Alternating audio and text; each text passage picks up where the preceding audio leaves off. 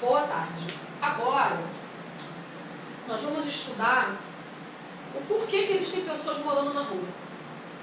Vamos fazer uma análise sociológica da condição dos moradores de rua na sociedade brasileira.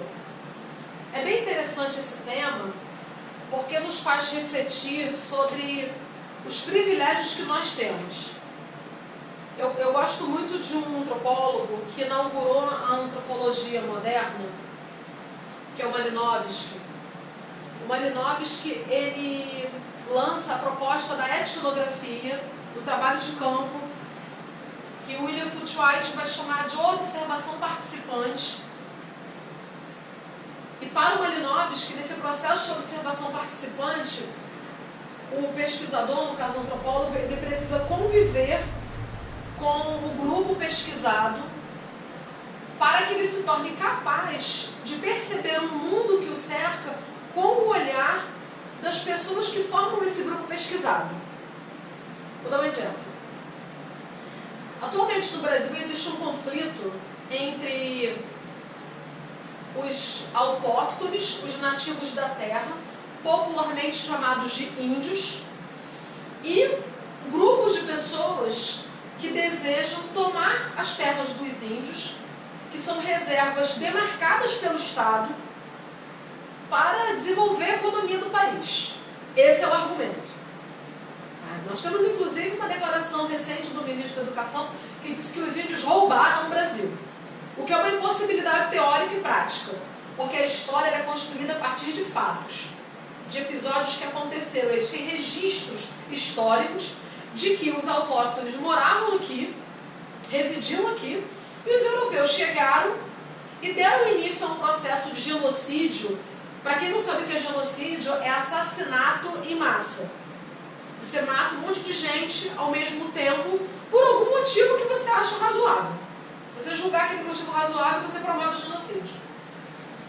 E esse genocídio ele teve início no processo de colonização do Brasil e se estende para a nossa angústia até os dias de hoje. Porque quem não se sente angustiado com um genocídio é porque não consegue perceber no outro a humanidade que também lhe pertence. Porque nós vivemos numa sociedade humana que desumaniza o outro, desumaniza a alteridade. E é importante que a gente tenha essa percepção, que a gente tenha essa visão. Porque se nós analisarmos as condições em que os autóctones vivem hoje, como eles são tratados pelo Estado, nós vamos ter a plena convicção de que esse genocídio permanece. Agora, voltando, Malinowski,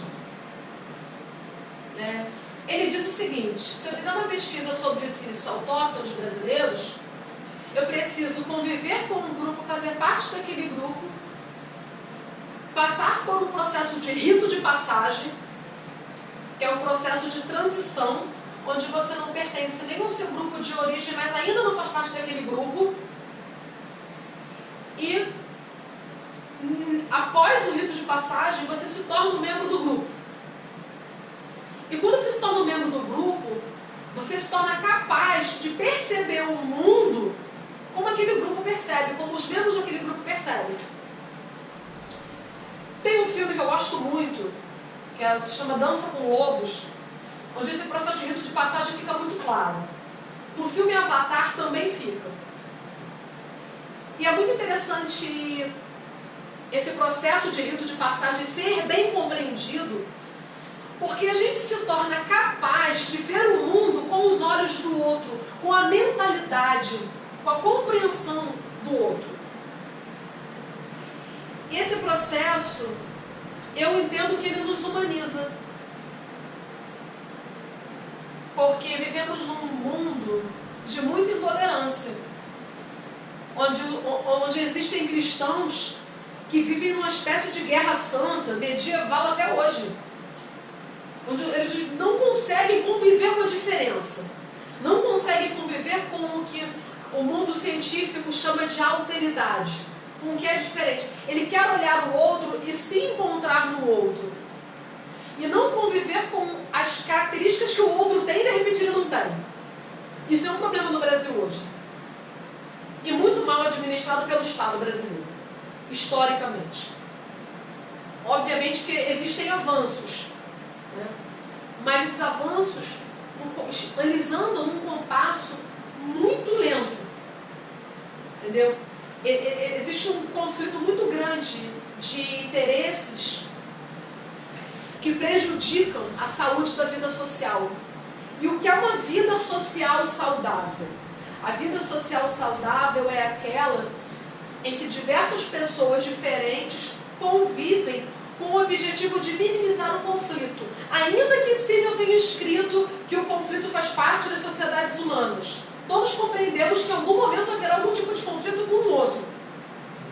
Mas nós formamos um grupo humano saudável a partir do momento em que nós trabalhamos, vivemos e nos empenhamos em reduzir esses conflitos, com base no respeito e tolerância. Agora, a pessoa que se encontra em situação de rua é a pessoa que por algum motivo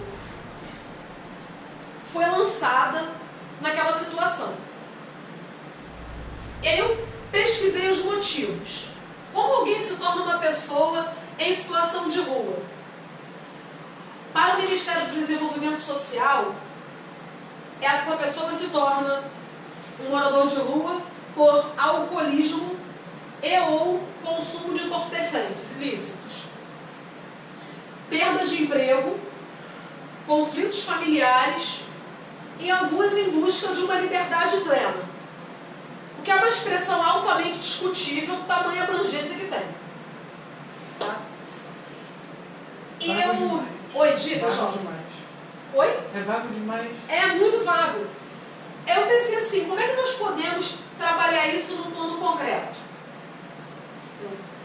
Aí eu fiquei pensando em exemplos hipotéticos. Tem um conceito do Durkheim que eu gosto muito, que é de anomia social. Quando as estruturas da sociedade se encontram num caos tal que as pessoas elas se veem numa condição de vulnerabilidade social. Vulnerabilidade social é quando você se vê sem qualquer proteção e segurança. Você se sente desprotegido dentro daquela sociedade onde você vive. Entenderam isso? E as pessoas, quando perdem o emprego, elas se sentem desprotegidas, podem buscar refúgio em entorpecentes lícitos, como é o caso do álcool, ou ilícitos. E também acontece de uma pessoa sofrer abuso sexual dentro de casa e se sentir mais protegida na rua. Porque dentro de casa ela sofre violência sexual ou violência verbal, violência física. Então, exatamente, homofobia. Então, a mente humana, ela é muito diversa, ela é muito complexa para nós rotularmos as pessoas de acordo com o que nós entendemos que seja certo. Então, nesse sentido, eu considero muito humano nós refletirmos, debatermos sem estabelecermos juízo de valor. Porque o coração do outro, a mente do outro, a compreensão de mundo do outro, e a política passa pela questão das emoções, né? É um processo muito abrangente, como o Rodrigo falou, e complicado, e sério. Porque o que eu não encontrei na pesquisa, mas também existe, é a situação da pessoa com alguma deficiência, alguma doença mental, sem tratamento, sem amparo familiar e sem amparo da sociedade. Porque nós, enquanto sociedade, nós somos responsáveis por todos os cidadãos. Vamos supor que você diga assim para mim, mas eu não tenho nada a ver com isso, ele escolheu ser um viciado, um drogado. Eu não tenho nada a ver com a doença mental do outro. Beleza, você pode usar isso como argumento, mas quando muitas pessoas usam isso como argumento, isso pode gerar consequência social, como aconteceu lá na Lagoa. Vocês souberam do episódio da Lagoa? Que uma pessoa em situação de rua, uma pessoa aparentemente em situação de rua, ela começou a atacar com uma faca pessoas aleatórias que passavam pela rua.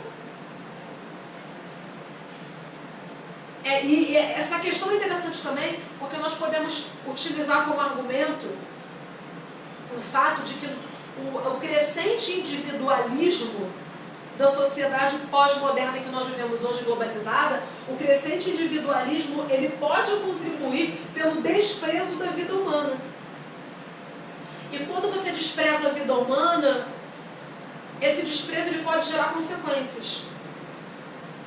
Porque o que acontece dentro de um presídio, como detentos se matando, isso vai trazer consequências aqui do lado de fora. Porque o ex-presidiário dificilmente ele consegue emprego.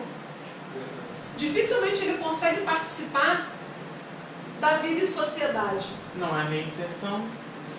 E outra coisa também, lá dentro do presídio você não tem um compromisso do Estado com o processo de ressocialização.